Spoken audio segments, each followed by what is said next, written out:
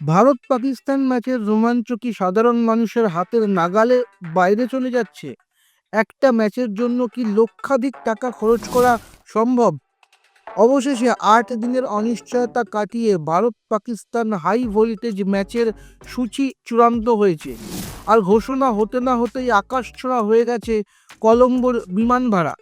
দিল্লি থেকে কলম্বোর non stop ticket এখন প্রায় ১ লক্ষ টাকা, আর শ্রীলঙ্কান এয়ারলাইন্সে তা ১.৫ লাখে পৌঁছেছে।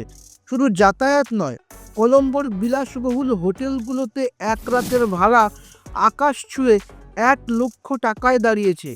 যারা আগে ভাগে টিকিট কেটে রেখেছিলেন তারা বেঁচে গেছেন, কিন্তু যারা শেষ মুহূর্তের জন্য অপেক্ষা করছিলেন তাদের পকেট এখন গড়ের মাঠ।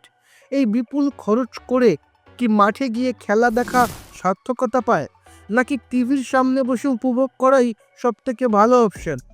আপনার মতামত কমেন্টে জানা। ভিডিওটি ভালো লাগলে লাইক ও শেয়ার করুন এবং খেল দুনিয়ার আরও আপডেট পেতে সাবস্ক্রাইব করুন গেম চক্র।